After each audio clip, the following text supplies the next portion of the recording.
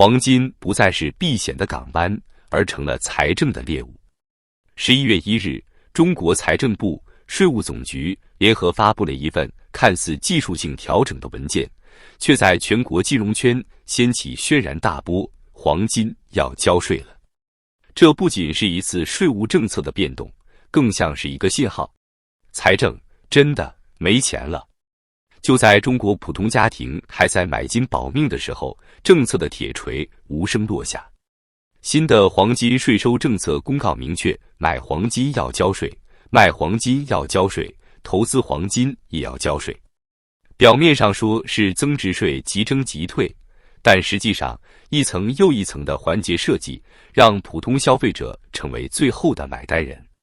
有财经博主算了一笔账，一位家庭主妇前几个月花了10万元买金条，如今如果卖出，将被扣掉约 13% 的税，1万元的黄金到手连8700都不到。这还不算加工费、手续费和各类附加税。换句话说，你辛辛苦苦囤的金，成了财政补窟窿的金库献礼。这次黄金征税是中国20多年来首次系统性提高黄金税负。根据公告内容，投资金税负提高 0.5% 至 1%， 黄金首饰税负提高 5% 至 6%， 预计每年可增加税收约500亿元人民币。听起来像是国家增收，实际上是老百姓财富的转移。金店老板们哭笑不得，中小金是企业更是直言，这相当于把我们往死里整。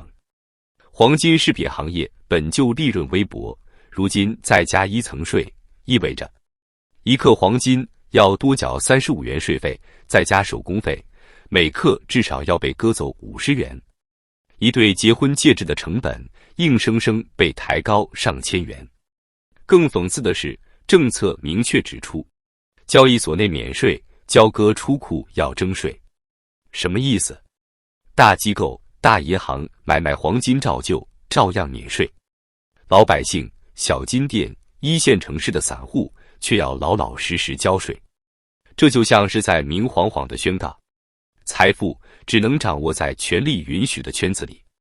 中国财政部的公告表面是规范管理，实质上却是在把黄金收回体制之内，让老百姓再也不能自由地囤金保值。这不再是市场调控，而是盐铁专营复辟的现代版本。为什么偏偏是黄金？因为财政真的到了山穷水尽的地步。2025年前3季度，中国财政收入同比下降 3.8%， 地方财政赤字创下10年来最高纪录。光是地方政府债务就高达约41万亿元人民币。财政部在3季度内部会议上甚至明确提出要拓宽税源，寻找可征税的增量资产。而在房地产、土地出让金全面崩塌的背景下，黄金成为了最肥的一块肉。2024年全年，中国民间购买黄金超过1200吨，是全球第一。居民囤金的疯狂，恰恰暴露出对人民币的不信任。财政部看到了，也眼红了，于是一边喊鼓励消费、刺激内需，一边伸手进老百姓的口袋，连避险的黄金都不放过。更可怕的是，这次黄金税并非孤立事件，它是财政部门加税系列的一环。从2024年开始，中国财政系统启动财政增效计划，目标明确，要在房地产崩塌、消费疲软的情况下，强制开源、增税、清税。短短1年多时间，已经经历了多轮政策。二手房增值税新规，卖房要补交10几年的税；跨境电商税务稽查，中小卖家补税补到破产；个人所得税追缴，普通上班族也被查处补税几千元。现在轮到黄金税，直接冲向老百姓的避险资产。财政焦虑到了什么地步？连一个买金条的小白都成了潜在税源。一个细节最能说明问题。财政部公告生效的时间是2025年11月1日，也就是从公告到执行只有2天。政策突然落地，无缝生效，意味着什么？意味着财政根本等不起。正如有业内人士所言，这不是政策，是一次财政抢收。有人调侃，这次黄金税其实是财政版的秋收起义。但讽刺的背后是无数普通人的恐慌。在社交媒体上，黄金税一夜之间登上热搜，有人怒骂金也要割，那以后我们囤什么？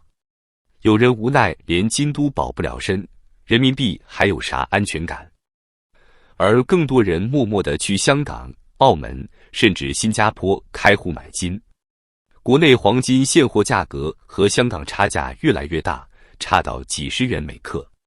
分析人士预测，这将引发一波黄金代购潮，因为大陆买金太贵、太不公平。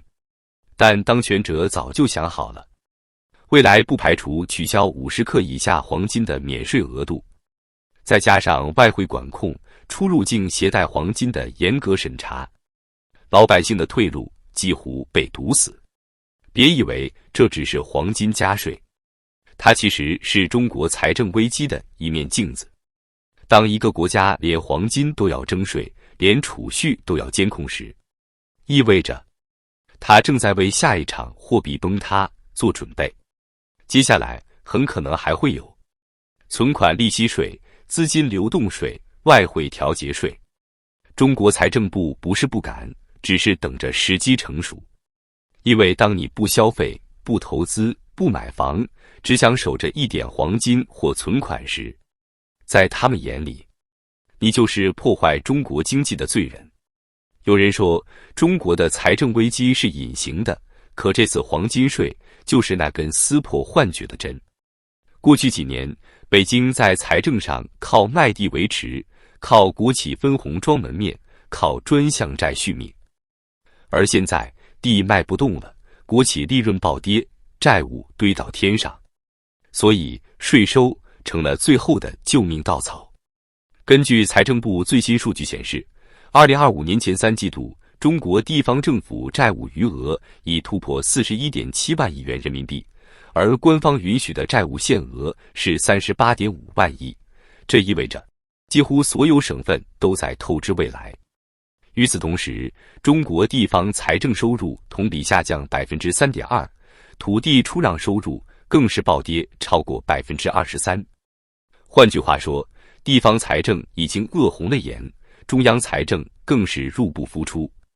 就在这样的背景下，黄金加税不过是一个信号，国家开始不再掩饰缺钱的事实。还记得2023年，财政部宣布全国财政赤字率提高到 3.8% 时，所有官媒都在说稳健可控。但2年过去，2025年赤字率已经被迫提升到 5.2%。 5.2% 意味着什么？意味着中国财政赤字可能已经逼近10万亿人民币。而这个数字还只是官方口径。如果算上地方融资平台、隐性债务、国企负债等影子债务，据国际货币基金组织估算，中国的广义政府债务率已经突破 GDP 的 140%。财政这条线一旦崩，就没人能救得回来。黄金加税只是第一刀，接下来你看到的可能是存款利息税重启，历史上2007年就干过一次。房产税试点加速推进，在存量房市场血流成河时再割一遍。消费税范围扩大，现在买瓶酒、买支烟都要交，未来连咖啡都逃不了。黄金税就是财政末路的起点，而最悲惨的是普通人。在这个时代，储蓄成了罪，消费成了原罪，买黄金都成了被盯上的韭菜。财政没钱的时候，国家的逻辑很简单，谁手里还有一点价值，就谁负责供血。那些在银行排队取金条，在金店里买熊猫金币，在网上晒保值投资的人，还以为自己找到了避风港。可当权者比谁都清楚，黄金是中国最后一块民间硬通货。他要的是控制权，不是市场。国家在干嘛？一边疯狂增储黄金。根据世界黄金协会数据显示，中国央行自2022年底至2025年10月，已连续23个月增持黄金储备，总量突破2450吨，创历史新高。一边又对民间黄金征税设限，让你买不起、卖不动。你以为是税务改革，实际上是财富的国有化进程。就像房地产，从全民炒房到房票变白条，只用了10年。黄金从全民囤金到全民被割，或许只需要半年。想想这几年中国人经历了什么：房地产暴雷，股市崩盘，理财暴雷，信托清盘，银行挤兑，几乎所有能储存价值的渠道都被一点点封死。现在连黄金也不放过。据中国黄金协会统计，2024年全国黄金消费量达到1089吨，其中饰品消费约占70%。而按照此次黄金税调整测算，黄金首饰类产品税负上升5%，意味着整个行业一年要被掏走约500亿元人民币。对于本来就利润微薄的小金店来说，这不是税，这是催命符。如果你细看公告，就会发现真正的可怕之处不在税率，而在制度设计。公告中反复提到的即征即退普通发票专用发票，其实意味着企业之间的黄金交易链条被彻底打乱，抵扣体系被人为切断。换句话说，中小企业不能抵扣税，大企业却能。这是一场赤裸裸的财富集中运动。那些能靠关系拿牌照的会员单位照样免税退税，而散户、小金店、手工匠人全都被逼出市场。黄金行业的命运正在重复房地产行业的宿命。有钱人早已转移资产，权贵阶层用离岸账户买金条，剩下的普通人在柜台前付出每一分税，每一克溢价。这不是改革，这是收割。这不是政策，这是信号。信号的背后是一个财政彻底枯竭、信用濒临坍塌的政权。很多人问，为什么北京要在这个时点对黄金下手？答案其实简单，因为别的都榨干了。2025年，官方数据显示，全国税收收入同比增长仅1.6%，其中企业所得税下降2.4%，房地产相关税收暴跌38%。而同年，政府支出依旧高达28万亿元，其中仅公务员工资和机构运行开支就超过4.6万亿元。财政像个无底洞，每年都要靠新发债维持旧债，靠增税维持面子。黄金税只是众多创新税种的一个试探，未来可能还会有数字货币交易税、海外资产申报税、高净值消费税。一切能动的钱都逃不过那只看不见的手。有人说，中国经济的问题是周期性的，但这一次不是周期，是结构。土地财政崩塌，外资撤离，产业利润枯竭，内需冰冻。在这种结构下，当权者只能靠税收和印钞维持表面的稳定。而印钞意味着通胀，通胀又逼着老百姓买黄金避险。于是黄金涨价，政府加税。这就是一个死循环，老百姓永远逃不出循环，因为在这个系统里，国家才是唯一的庄家。当黄金也被征税，当现金也被惩罚，当存款也要被抽血，那时候你就会明白，中国的财政危机并不是危机，而是一场无声的财富再分配。有人笑着收割，有人哭着破产。而那些信奉黄金保值的人，最后发现自己保住的只是幻觉。